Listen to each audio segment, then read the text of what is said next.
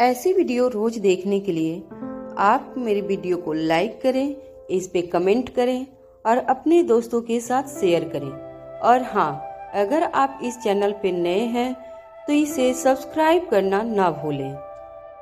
ये बोलकर इसकी फिर से अपने काम में लग गई। राजवीर हंसते हुए वापस अपने केबिन में जाकर काम करने लगा और इसके को बहुत सारी साइट देखने के बाद एक साइट मिला जो आज भी डिलीवरी कर देता है। तो इसकी ने बहुत सारे प्यारे प्यारे फ्रेंडशिप बैंड ऑर्डर कर दिए। दूसरे दिन सुबह करीब 8 बजे होंगे। आज इसकी बहुत जल्दी उठ गई थी और राजवीर के पीछे पीछे एक पैर पे लंगड़ाते हुए चल के किसी काम के लिए मना रही थी। राजवीर प्लीज प्लीज राजवीर मान जाओ ना प्लीज। देखिए ना, अब मैं थोड़ा बहुत चल भी रही हूँ, प्लीज जाने दीजिए ना। राजवीर अपने फाइल को देखते हुए इसकी को पूरी तरह से इग्नोर कर देता है क्योंकि वो पिछले 1 घंटे से उसे मना करते करते थक चुका है। लेकिन इसकी किसी 3 साल के बच्चे की तरह जिद पे उतर आई थी और उसे किसी से कोई फर्क नहीं पड़ रहा था। वो अब बस कैसे भी करके राजवीर को राजी करना चाहती थी। राजवीर अब उसे समझा के थक चुका है, इसलिए अब उसे इग्नोर कर रहा था। लेकिन इसकी को ये भी कहाँ राज आने वाला है। वो गुस्से से अपना मुंह फुला के सोफे पर बैठ जाती है और पास में रखा हुआ सारा सामान उठा के फेंकने लगती है। जैसे राजवीर को अपना गुस्सा दिखा रही थी। कोई फायदा नहीं ये सब करने से इसकी, राजवीर ने कहा।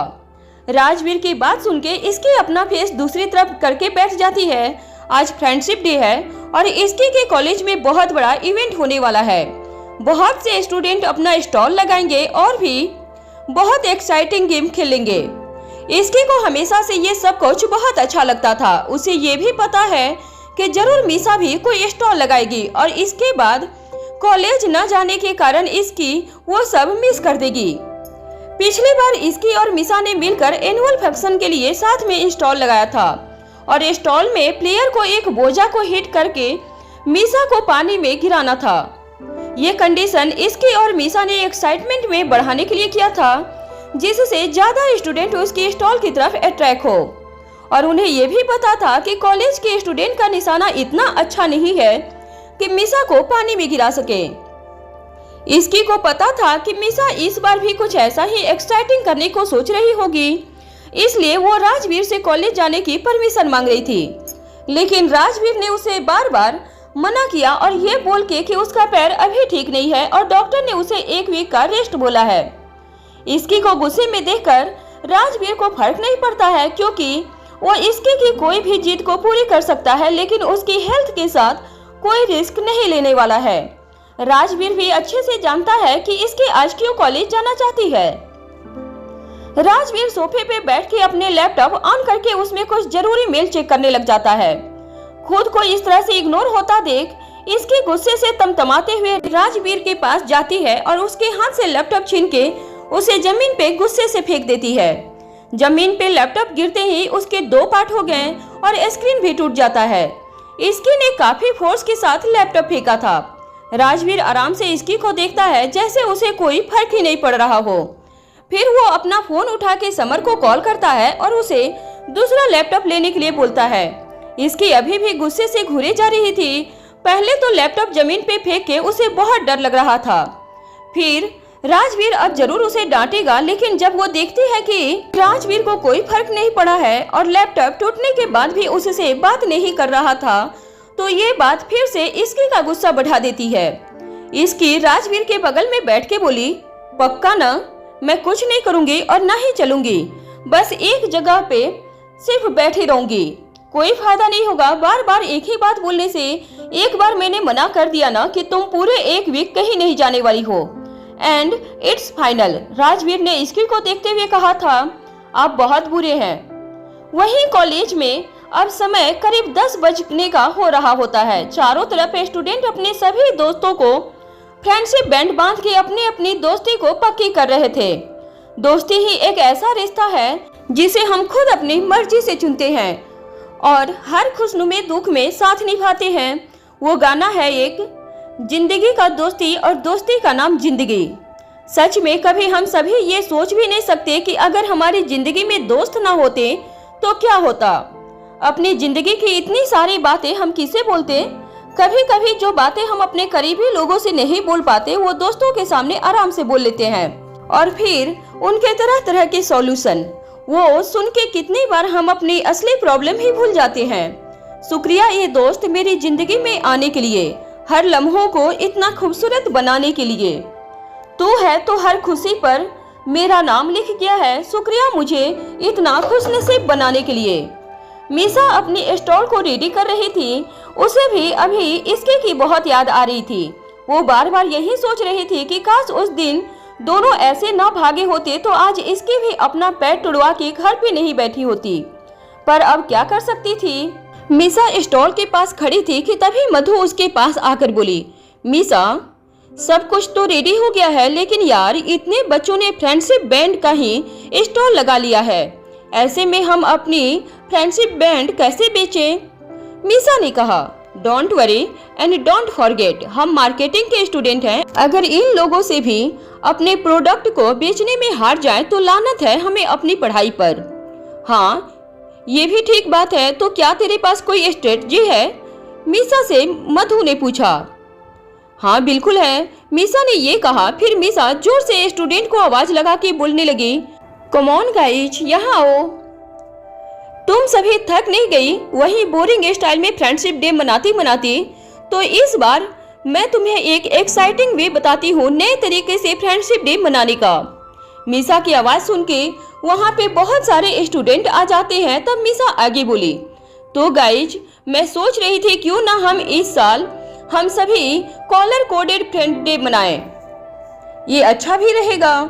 मीसा की बात पे वहाँ खड़ा एक स्टूडेंट बोला, इट्स साउंड कूल। वैसे क्या प्लान है मीसा तुम्हारा? उस लड़के की बात सुन के और भी स्टूडेंट यही बोलने लगे।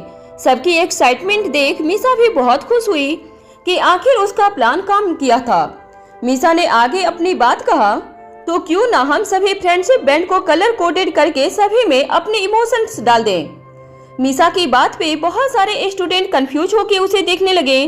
मीसा को समझ आ गया कि सारे स्टूडेंट कंफ्यूज हो चुके हैं, इसलिए वो अपनी बात को आगे बढ़ाते हुए बोली, अरे गाइज रिलैक्स, मैं एक्सप्लेन कर रही हूँ कैसे करना है ये सब। तो ये रेड कलर का बैंड है, वो हमारे क्रश के लिए है, यू नो, जिससे हम दिल ही दिल में प्यार करते हैं लेकिन बोल नहीं पा रहे हैं। इस टाइप वाले प्यार के लिए red band, and also red is the colour of love. फिर मीसा सारे स्टूडेंट की तरफ देखने लगती है जो उसके बात को ध्यान से और एक्साइटमेंट के साथ सुन रहे थे। मीसा ये देखकर बहुत खुश थी कि उसका दांव काम कर रहा है और सारे बच्चे उसकी बातों से इंटरेस्टेड भी थे।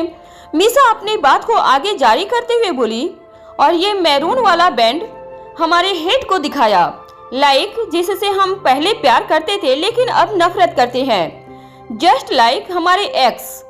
व्हाइट कलर तो पीस का है, तो ऑफ कोर्स वो पीस के लिए होगा, ऐसे ही डिफरेंट कलर डिफरेंट इमोशंस के लिए। तो बताओ जल्दी किसको कौन सा वाला चाहिए? मीसा की बात पे स्टूडेंट बहुत एक्साइटेड हो जाते हैं और फ्रेंडशिप बैंड की बहुत डिमांड करने लगते हैं, जिसे मीसा सबको लाइन में खड़ा करती है और एक एक करके सभी को बैंड देने लगती है। ज्यादातर हेट वाले बैंड ही डिमांड होती है, जिसे देख मीसा बोली, अरे यार किसी को पीस वाले बैंड नहीं चाहिए क्या? यहाँ पे सभी को लव या हेट ही करना है।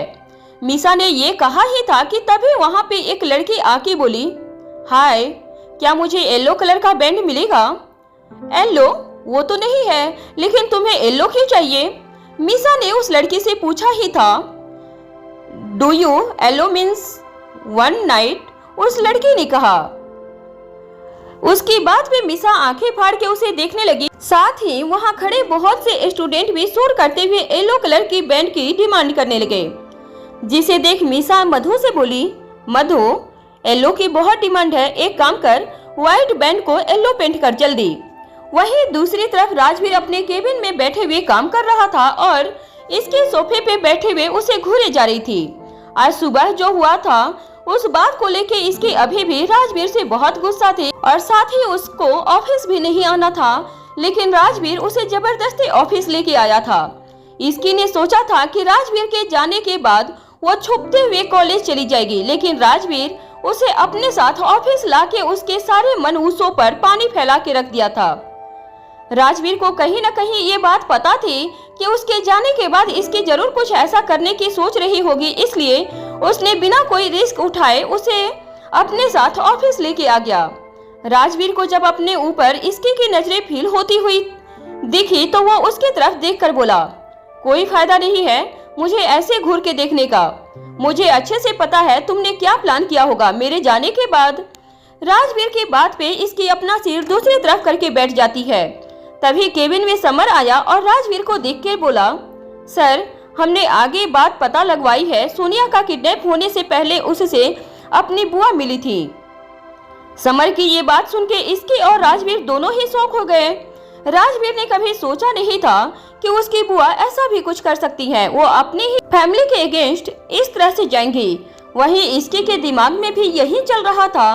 वो सोच रही थी कि सिंघानिया फैमिली के सभी लोग इतने अच्छे थे, फिर उन्हें अपने ही परिवार से इतनी प्रॉब्लम क्यों थी। पहले तो किसी लड़की को लेके आ गई राजवीर के लिए, और जब राजवीर ने उन्हें घर से निकाल दिया तो ऐसा खेल खेली। सीरियसली उन्हें किसी के फीलिंग की कोई कदर नहीं थी। ये सब करने से पहले एक बार भी मिहिर के बारे में नहीं सोचा उन्होंने। राजवीर समर के द्वारा लाई हुई फाइल को देखता हुआ बोला, पता करो कि ये अभी कहाँ पर हैं, और हाँ इन पर दूर से ही नजर रखना। इन्हें इस बात का पता न चले कि हम उनके बारे में कुछ जानते हैं, बस दूर से ही इन्हें मॉनिटर करो। मुझे देखना है कि आगे वो क्या करने की सोच रही है। ओके सर, ये बोलकर समर वहाँ से चला गया। इसके समर के जाते ही राजवीर के पास जाके बोली, ये बुआ जी बहुत ज्यादा ही बेकार निकली, उन्हें एक बार भी मिहिर का ख्याल नहीं आया। ऐसे कोई अपने ही परिवार के साथ करता है क्या भला। इसके की बात पे राजवीर उसे अपनी गोद में बिठा के बोला, तुम ज्यादा मत सोचो, अगर ये सब बुआ ने किया है तो इस बार उन्हें बर्बाद होने से कोई नहीं बचा सकता है। इस बार उन्होंने खुद के लिए गड्ढा खोद दिया है। राजवीर की बात सुन के इसकी को भी भरोसा था कि राजवीर इतनी आसानी से किसी को नहीं छोड़ने वाला है। इन सब से इसकी ये भी भूल गई थी कि वो राजवीर से गुस्सा थी और अभी वो खुद उसकी गोद में आराम से बैठी हुई है। दूसरी तरफ कॉलेज में मिसा सबको येलो फ्रेंडशिप बैंड दे के बहुत ज्यादा खुश थी, क्योंकि बदले में उसकी बहुत सी कमाई हुई थी। तभी वो देखती है कि तानिया उस साइड एंट्री करती है और बहुत से लड़के उसे फ्रेंडशिप बैंड देने के लिए आते हैं, जिसे देखो एटीट्यूड से बोली, ओके गाइज वेट, मैं एक एक करके सबसे फ्रेंडशिप बैंड लेती हूँ। तानिया कॉलेज की बहुत ही फेमस लड़की थी, उसका स्टाइल बहुत ज्यादा फेमस था। लेकिन जब से इसकी और मिसा कॉलेज आए थे तब से इनकी इस पोजीशन को ज्यादा खतरा था, क्योंकि पहले कॉलेज में वो सबसे सुंदर थी, लेकिन इसके के आने के बाद ये पोजीशन इसके के पास चला गया था। और मिसा के फैमिली बैकग्राउंड की वजह से उसका भी बहुत दबदबा होता था कॉलेज में। पहले भी जब रूही कॉलेज में थी तो वो भी तानिया की एक बहुत बड़ी कंपटीटर थी, और अब मिसा और इसकी हुए थे।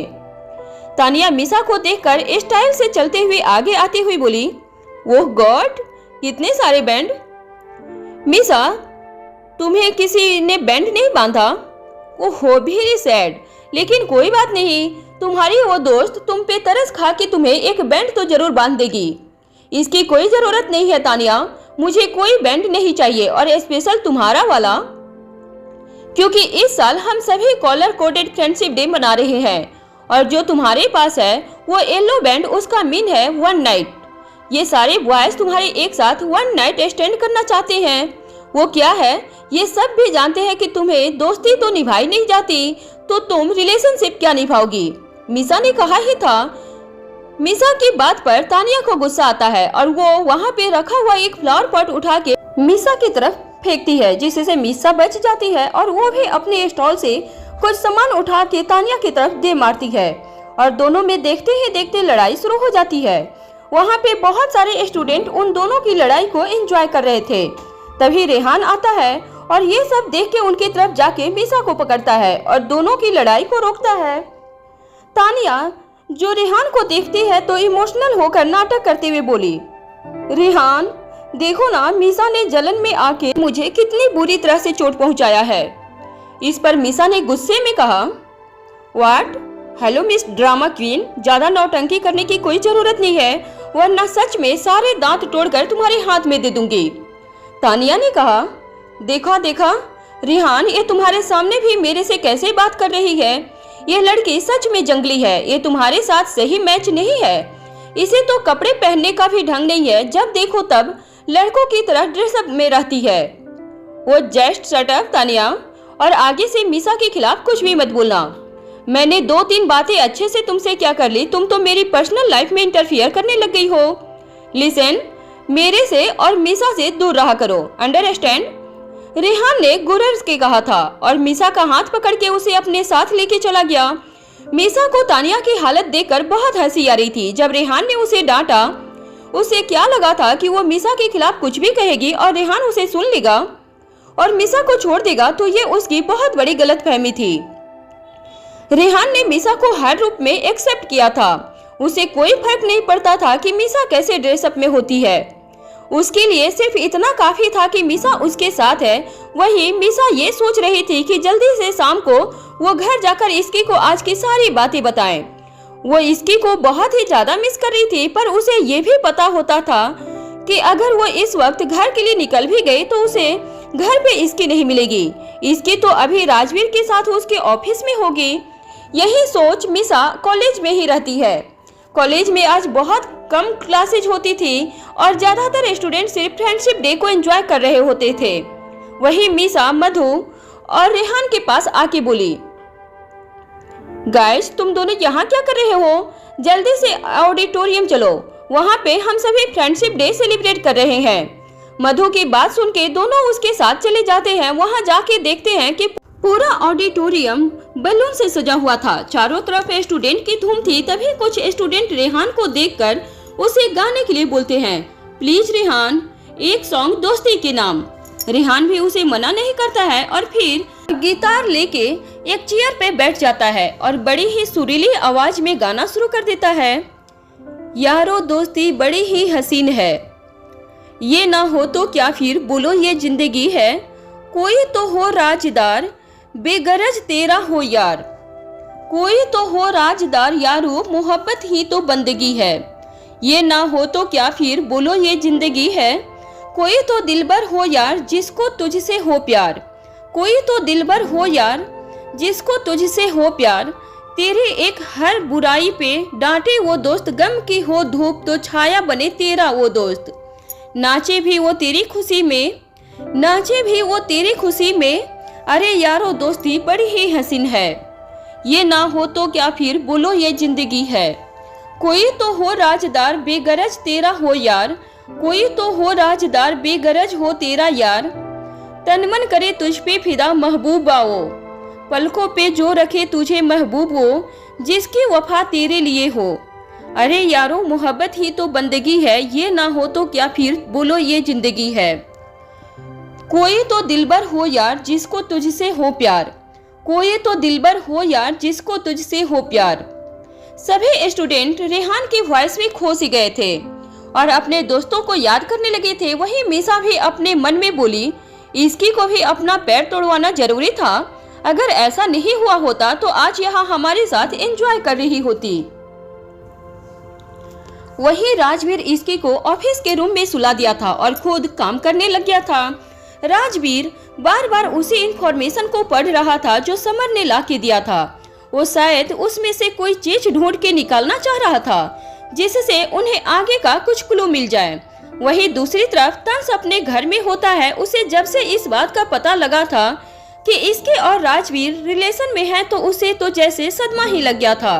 वो किसी से भी लड़के इसके को पा सकता था, लेकिन राजवीर से कैसे लड़े ये बात उसे समझ नहीं आ रही थी।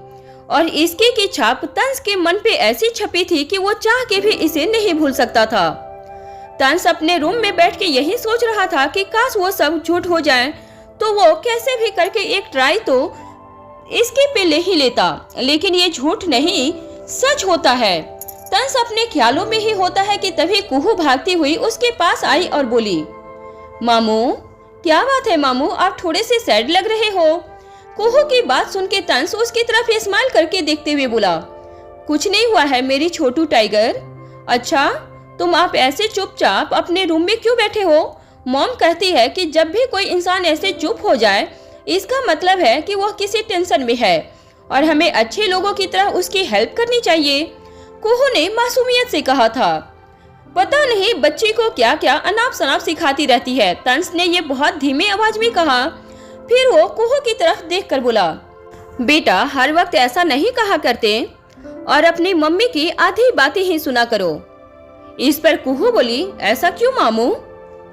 उस पर तंस ने कहा, ऐसा इसलिए कि तुम्हारी मम्मी के पास बहुत दिमाग है, इसलिए ज्यादा मत सुना करो उसकी केवल आधी बात सुना करो। फिर तंस कुहू के साथ खेलने लग जाता है और इस बीच में वो अपनी प्रॉब्लम भूल जाता है कि उसे क्या करना है। तंस और कुहू बहुत सारे गेम खेलते हैं और तंस जब देखता है कि कैसे कुहू बार बार कोशिश करती है उससे जीतने को, जब वो तंस उससे आगे बहुत पावरफुल होता है और कुहू एक छोटी सी बच्ची, लेकिन फिर भी वो हार न मानने में कोशिश करती है। वो देख तंस को भी हिम्मत मिलता है कि उसे भी हार नहीं माननी चाहिए। क्या फर्क पड़ता है कि राजवीर कितना पावरफुल है, लेकिन ऐसे हार मान लेना ये भी तो ठीक बात नहीं है ना। तंस में एक नई हिम्मत और नया जोश वापस आ जाता है और वो भी जोश के साथ अब कुहू के साथ खेलने लग जाता है। शाम के करीब 6 बजने का टाइम हो रहा था और इसके राजवीर को बोला आज जल्दी घर के लिए उसके साथ निकल जाती है। इसके घर आकर मिसा के रूम में जाती है। मिसा आराम से बेड पे फैल के सोई हुई थी। उसे देखकर इसकी बोली, मिसी हैप्पी फ्रेंडशिप डे। मिसा इसकी की आवाज सुन के उठते हुए बोली, वाओ तुझे याद था? ऑफ कोर्स मुझे याद था, चल अब हाथ आगे कर। इसके ये बोल के मिसा के हाथ में फ्रेंडशिप बैंड बांध देती है। उसके बाद मिसा भी इसकी के हाथ में फ्रेंडशिप बैंड बांध देती है। फिर मिसा इसकी से बोली, यार जब तुझे याद था तो कॉलेज चलना था ना आज। इस पर इसकी ने कहा, मैंने राजवीर को मनाने की बहुत कोशिश की लेकिन वो माने ही नहीं और मुझे जबरदस्ती अपने साथ ऑफिस लेके चले गए। ये सुन के मिसा इसकी को आज जो भी कॉलेज में हुआ था वो सारी बात बताने लगती है कि कैसे उसकी और तानिया की लड़ाई हुई, उसका स्टॉल लगाना और फिर पार्टी। इसकी बेड पे लेटती हुई बोली, अरे काश मैं भी जा पाती तो उस तानिया की बच्चे के सारे दांत तोड़ कर रख देती। वैसे उस बंदर ने अच्छा जवाब दिया उसे। मैं होती तो अच्छे से बताती, मेरे दोस्त के बारे में सब बोलने से पहले तानिया 10 बार सोचती। मिसा बोली, छोड़ ना यार, मैं तो कभी कभी सोचती हूँ पता नहीं कौन सी दुनिया से आई है ये तानिया। हम इतनी इंसल्ट करते हैं उसकी, फिर भी मुंह उठा के आ जाती है। फिर इसकी मिसा को बताती है कि शायद सानिया वाले मैटर में बुआ जी का हाथ है। मिसा ये सुनते ही शॉक हो जाती है और बोली, मुझे पता था कि बुआ ऐसी हैं, लेकिन इतना अपने ही घर वालों के पीछे पड़ जाएंगी इतना नहीं पता था मुझे। हद होती है यार, इस बार भाई नहीं छोड़ने वाले हैं उन्हें। इसकी ने कहा, वही तो उन्हें समझ नहीं आता है कि उन्हें ऐसा करने से क्या मिल जाएगा। अपने आप को बस दुख और दर्द ही दे रही है और एक ये मिहिर है जो इतने दिन से देवदास बना बैठा है। हाँ यार तू सही कह रही है, मेरा तो कभी कभी मन करता है कि 2 कान के नीचे लगाऊं जिससे सारी आशिकी ही उतर जाए। मिसा ने ऐसा कहा था। दोनों को पता नहीं चलता है और बातें करते हुए रात के 9 बज जाते हैं। मिसा टाइम देख के बोली, यार टाइम देख, डिनर का हो गया है, अब जल्दी चल वरना खाना नहीं देगी मॉम। तू जा, मैं अपने रूम में जा रही हूँ, वहीं पे खाना आ जाएगा। इसकी बोली और अपने रूम के लिए चल दी। रूम में आके देखती है कि टेबल पे खाना लगा हुआ था और राजवीर सोफे पे बैठ के अपने फोन में काम कर रहा था। ये देख इसकी उसके पास आई और उसका फोन लेके बोली, खाना आ गया है और आप फाइल में लगे हुए हैं। अभी ये हरकत मैं करती तो आप डांटने लग जाते। इसकी की बात पर राजवीर उसे देख के बोला, तो तुम क्या कर रही हो? इसके राजवीर के बातों का मतलब समझ के बोली, मैं आपको डांट थोड़ी न रही हूँ, मैं तो बस आपको ये बोल रही हूँ कि आप मेरे साथ क्या करते हो। अच्छा जी फिर ठीक है, मैं भी कभी नहीं करूँगा, राजवीर ने कहा और इसकी को अपने पास बिठा के उसे खाना खिलाने लगा। उधर रूही अपने रूम में बैठे हुई समर का वेट कर रही थी क्योंकि आज उसे आने में बहुत लेट हो गया था। जब रूही देखती है कि समर आ गया है तो रूही अपने बेड से उठते हुए बोली, कहाँ रह गए थे आज इतनी देर? रूही की बात पे समर उसकी तरफ देख के बोला, हाँ वो थोड़ा सा काम था इसलिए। आप सोई नहीं अभी तक? मैं तुम्हें सोई हुई दिख रही हूँ क्या?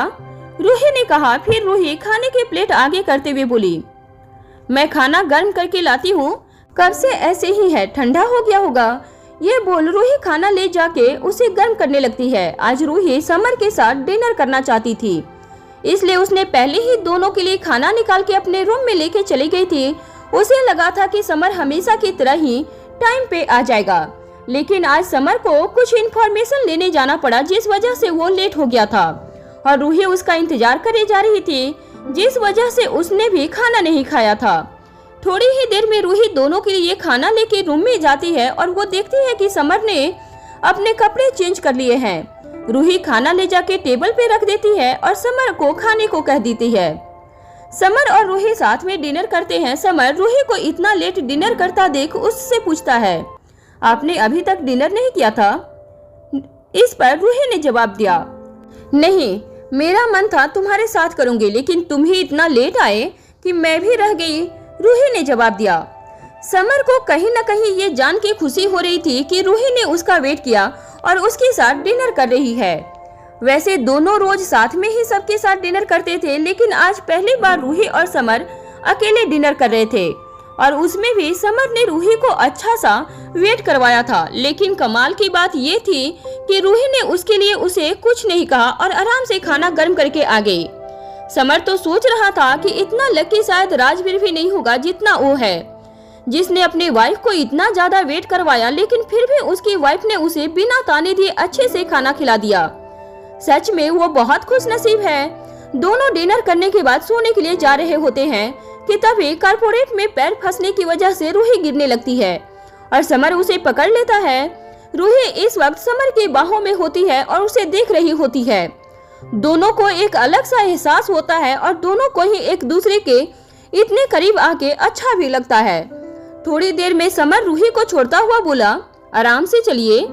हाँ, मैं ध्यान रखूंगी, रूही ने कहा। फिर दोनों अपनी जगह पे जाके सो जाते हैं। दोनों लेट तो गए थे, लेकिन मानो नींद उनकी आंखों से कोसों दूर हो और अपने दिल की बढ़ती हुई धड़कन को काबू में कर रहे हो। रूही अपने मन में बोली, ये क्या हुआ था मुझे? वहीं समर भी अपने मन में सेम यही बात बोलता है, ये क्या हो रहा है? दोनों सोचते हुए एक साथ ही करवट लेते हैं और दोनों का चेहरा एक दूसरे के सामने आ जाता है, जिसे देख एक बार फिर से दोनों एक दूसरे की आंखों में खो जाते हैं। वहीं दूसरी तरफ किसी की आंखों में नींद कोसों दूर थी, लेकिन इसका कारण प्यार नहीं बल्कि डर था। डर जो एक बार इंसान के जहन में बैठ जाता है तो फिर बड़े से बड़े शर्मा को भी जमीन पे ला गिराता है। ऐसा ही हाल हुआ है राजवीर की बुआ तारा जी का, जो अपने घर में इधर से उधर परेशानी के साथ टहले जा रही थी और खुद में बड़बड़ा रही थी। पता नहीं राजवीर को क्या क्या पता चल गया है। इन बेवकूफों से एक काम भी नहीं हुआ और राजवीर के लोगों के हाथों पकड़े गए। बोला था मैंने कि राजवीर तुम्हारे पीछे है, संभल के रहना, लेकिन नहीं, ये लोग तो खुद को तिस्मार खान समझ बैठे थे। अब खुद तो फंसे ही और साथ ही साथ मुझे भी फंसा दिया। तारा जी बहुत परेशान थी, क्योंकि उन्हें अच्छे से पता था कि इस बार राजवीर उन्हें छोड़ेगा नहीं। पिछली बार थोड़ी सी बात के लिए राजवीर ने उनकी कंपनी का बहुत बड़ा नुकसान करवा दिया था। वो लोग ऑलमोस्ट रोड पे आ जाते, इस बार तो शायद जान भी न बचे। यही सब सोच सोच के जैसे उनके अंदर जरा सा भी जान न बची हो। सिंघानिया हाउस में राजवीर अपने बेड पे लेटा हुआ कुछ सोच रहा होता है। रात के करीब 2 बज रहे थे, लेकिन नींद जैसे राजवीर की आंखों से बहुत दूर थी। वहीं राजवीर की बाहों में सारी दुनिया से बेखबर इसकी चैन की नींद सो रही थी, लेकिन राजवीर को नींद नहीं आ रही थी।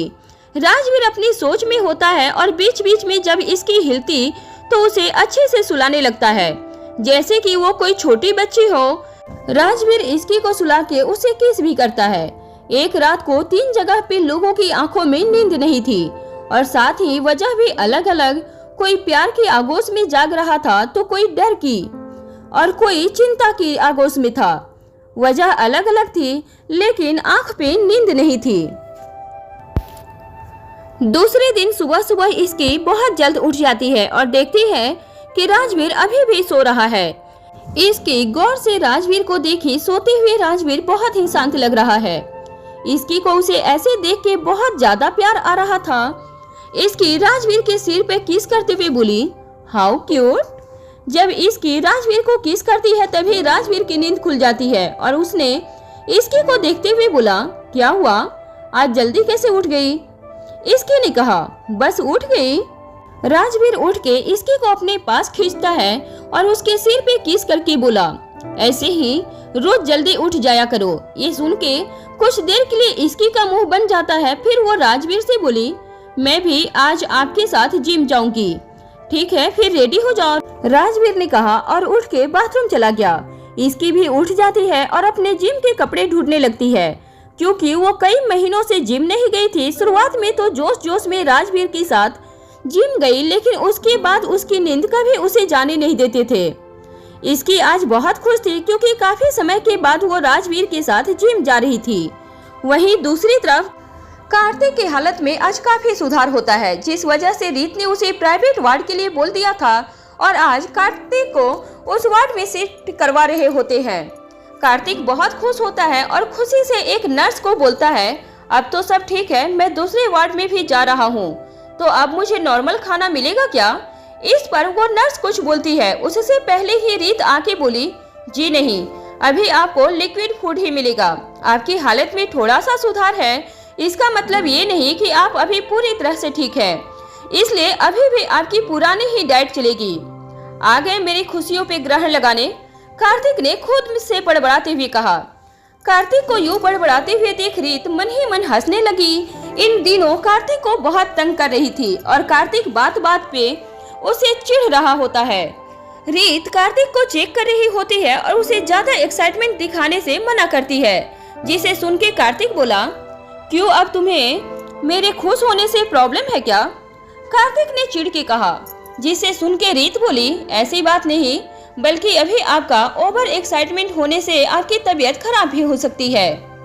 बहाना, कार्तिक ने फिर से बड़बड़ा के कहा। रीत कुछ नहीं बोलती है और कार्तिक को अच्छे से चेक करके चली जाती है।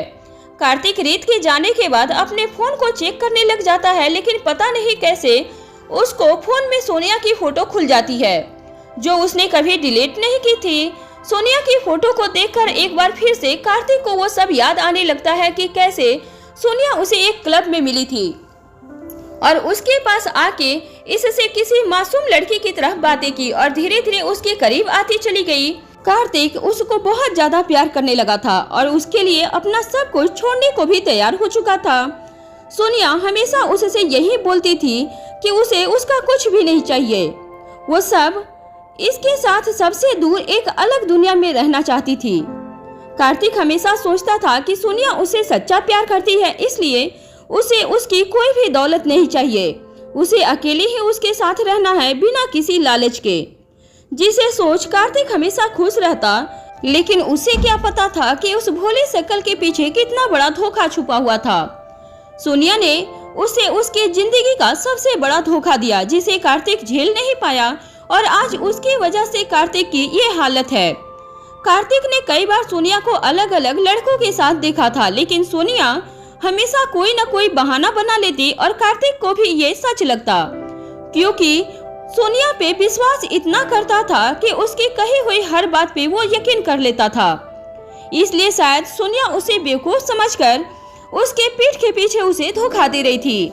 लेकिन कहते हैं ना कि झूठ छुपाए नहीं छुपता है और झूठ के पैर नहीं होते, वो एक न एक दिन पकड़ा जरूर जाता है। ऐसा ही सोनिया के झूठ के साथ भी हुआ, जब कार्तिक एक क्लब में गया था और सोनिया को नहीं पता था कि वहाँ पर कार्तिक भी है और वो इस बात से अनजान एक लड़के के पास जाके उसे इमोरेस करने की कोशिश कर रही थी। कार्तिक ने जब ये सब देखा तो उसे एक धक्का सा लगा, लेकिन हद तो तब हो गई जब सोनिया उसके साथ एक प्राइवेट रूम में चली गई और उसके बाद क्या हुआ होगा वो तो कार्तिक समझ ही जाता है। कार्तिक उस दिन पूरी तरह से टूट चुका था और उसी दिन से उसने शराब को भी अपनी जिंदगी बना ली थी और बहुत शराब पीने लगा था, जिसका नतीजा था कि उसका लीवर भी फेल हो गया और उसकी जिंदगी को खतरा हो गया था। कार्तिक सोनिया की फोटो को देख यही सब सोच रहा होता है।